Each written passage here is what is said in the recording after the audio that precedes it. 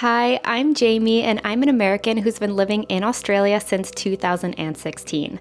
I recently became an Australian citizen, so in this video, I'm going to talk a bit about my journey to Australian citizenship and share some tips and tricks for Americans who are thinking about becoming dual citizens, because there are some pros and there are some cons. So if this sounds like you, then just keep watching. Let's start at the beginning. So my husband and I came to Australia on work holiday visas to begin with. Now, I'm an American and he has citizenship from Argentina and Italy, so we actually got two different work holiday visas. If you're curious about this visa, I do have a video with all of the details that I will link down below. We decided to come to Brisbane mostly because of the amazing weather, and the cost of living was definitely more affordable then. Not sure about now, but it's a great place to live, and we've pretty much stayed here our whole time here in Australia. I started working as an ESL teacher at a local English language school for adults, and because of my work holiday visa, I had to work for them for 6 months and then change to a different employer.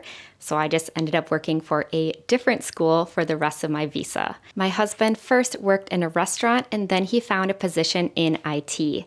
And a little tip is that while the work holiday visa is a nice way to get started in Australia, sometimes it can be a bit of a dead end. For example, for me, if I had just relied on this visa, I was hired on a casual basis, so there was no way for me to get a permanent work visa or sponsored visa. However, for my husband, he was able to get sponsored, and because we're married, we were able to stay and work together on his visa. That led us to permanent residency and eventually to citizenship. Now, permanent residency is the tricky one. That has a lot of paperwork involved. For example, we had to share our last 10 years of travels, and he and I both love to travel, so it was a bit difficult. I think I took about 75 total trips outside of the US in the past 10 years, so I had to include all of that information. Once you get permanent residency, the path to citizenship is a lot easier. There's a lot less paperwork involved. A tip I have is if you have some sort of skill, like you're in the medical field, you're an actual certified teacher, not just TEFL, you work in IT, something that's in demand, then look at the Australian immigration website. They have a lot of information about skilled work visas, and you can find out if you can qualify for any of those. That's going to be a much easier way to get towards permanent residency and eventually to citizenship than just relying on the work holiday visa, although it's not impossible. To become an Australian citizen, you do need to pass an Australian citizenship exam. And what they do is they send you a PDF booklet with all of the information that's going to be on the exam and some sample questions. I read through this and took some notes. That's how I absorb information. And my partner prefers to listen. So he found some YouTube videos of someone basically reading through the booklet and was able to study that way. We went over it for a few days before our exam. Showed up to our exam. We had a scheduled time slot. They handed us an iPad. This was separate, of course, and we had to take the exam. It was basically just multiple choice and then hand it in, and that was it. There is a minimum score that you need to get on this exam to become a citizen. I will put what that score is here on the screen.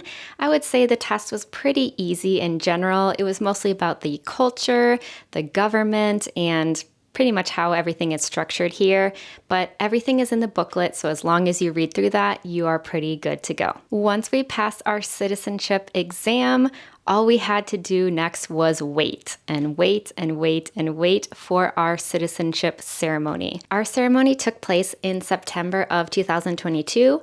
We showed up, took some pictures, then we got our certificates and the pledge that you have to say to become an Australian citizen, and a plant as well as some flags. After that, we sang the national anthem.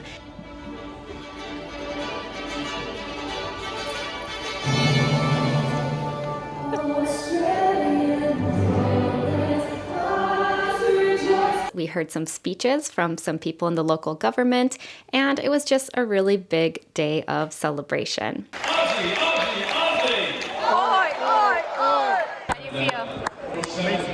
Excited. We did it! After that, we had to use our certificates to apply for our Australian passport, and they came pretty fast. So I can now say that I am a dual Australian American citizen. So you might be wondering how my life has changed now that I've become a dual citizen. Well, one thing, voting in Australia is mandatory. So if you don't vote, you actually get a fine. This is not true at all in the US, so that is something new that I will have to adapt to. So if there's a referendum or if there is a local or federal vote, I will have to participate in those. Something else is that we can actually go to New Zealand without getting any sort of visa. We can just show our Australian passport. Another thing you get access to as a new citizen is help from the embassy abroad. When I am traveling, I can access either the American or Australian embassy if I need any help. And you might think, well, I'm not ever going to use this, but actually I have as an American. When I was in Egypt, I was there during the Egyptian Revolution, and basically all the Americans were supposed to evacuate, and I got some messages from my embassy. They were pretty much telling everyone to leave or that they wouldn't be able to help you. So it is important to register with your embassy if you're living abroad or even traveling abroad. Let them know where you are so that they can help you if there is some sort of issue. If you're an American and you're thinking about becoming a dual citizen, there are some things that you need to keep in mind. And before we get started, just a disclaimer, I'm not a migration agent. I'm not a tax agent. So this is just advice from what I have experienced. If you need help, reach out to someone who is a professional in one of those fields. Number one is tax obligations. The US is one of very few countries in the world that taxes its citizens no matter where you're living. So this means that you need to file US taxes every single year, even if you live abroad full time. And you also need to file your taxes wherever you're living, depending on your situation. One year, I actually had to file my taxes in Spain, Australia, and the US. Not fun at all, but that's just something that you're going to have to do. There are some countries that have tax treaties. So this means that you might not actually owe US taxes if you're living there full time, but this isn't the same for all countries. So again, talk to your tax agent. They will be able to help you with this. Something else that I didn't know about or even think about before becoming a dual citizen is that when you are going to the US, you have to enter and exit on your US passport. So that basically means that even if you say, okay, I'm Australian, I'm just going to use that passport, or maybe you're waiting for your US passport because you're getting it a new one renewed. Do not do that. You have to enter and exit on your US passport. That is a law, so just be careful. Something else that becomes more complicated when you're a dual citizen or you're living abroad is your retirement accounts.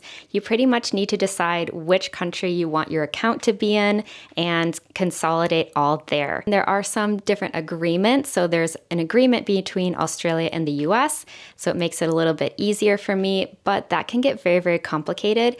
And if you're living abroad full time, you can't access things like traditional Roth IRAs. Talk to your financial advisor because it gets really complicated when you're a dual citizen and when you're living abroad too. Another thing that's important for dual citizens is maintaining ties to both countries. I do this by having an address in each country where I can send things. I also have a bank account in each country. So this is a bit of an obligation when you're a dual citizen. Finally, if you're an American and you're thinking about becoming a dual citizen, here are my top tips. My first tip is to decide why you want to be a dual citizen.